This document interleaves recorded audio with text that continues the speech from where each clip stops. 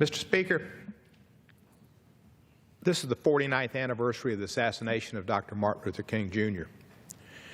Dr. King, Jr. was sadly struck down in Memphis, Tennessee by an aberrant individual who wanted to kill him and chased him all over the country. So happened Memphis was a spot that he had that final opportunity. In Memphis, there will be activities today celebrating the life of Dr. King and commitments to community service in his spirit.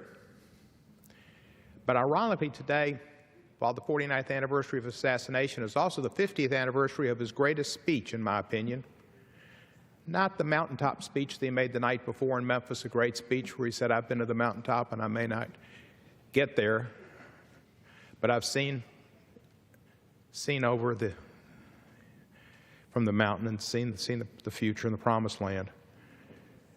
But it was a speech at the Riverside Church in New York in Manhattan, April 4 of 1967, when he spoke of the three isms that bother this country and the enemies of this country: militarism, materialism, and racism. The speech was called Beyond Vietnam, and a prescient Dr. to get out of Vietnam, to make a unilateral step, cease the bombing, save lives. He was indeed right about that. We should have got out of Vietnam then. And it wasn't. It was months later that Richard Nixon interfered with the peace process for political reasons and got the word to Vietnam not to participate, that they might get a better deal from Nixon and stop President Johnson from possibly concluding the war in '68. The racism, the militarism, the materialism still is pervasive. And Dr. King wouldn't like what he sees today.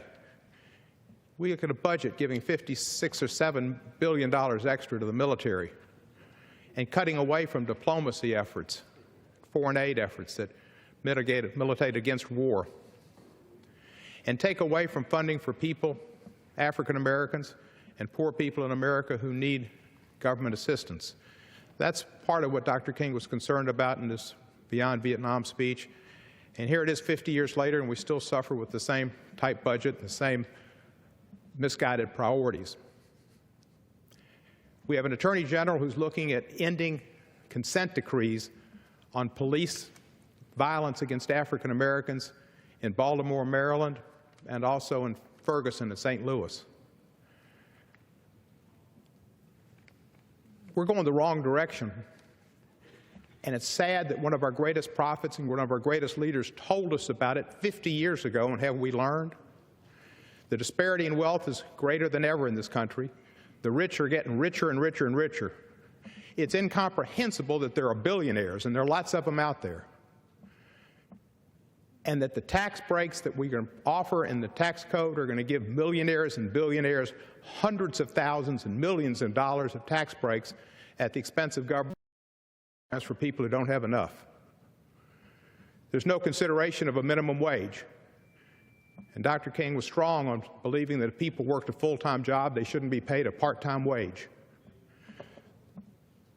We need to go a lot further. We need to reflect on Dr. King's Riverside speech and understand that it's still a guide for us, and we need to look at a more understanding budget that cares about people first and not the military-industrial complex that President Eisenhower warned us about, that we try to avoid wars through diplomacy and foreign aid and goodwill, and that we support our people with WIC programs and LIHEAP programs and Meals on Wheels and health care and public education, and that we try to give tax breaks to the middle class, large tax breaks, and not tax breaks to those who already have enough.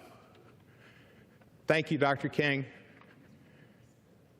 You served us well. We mourn your loss. We remember your words.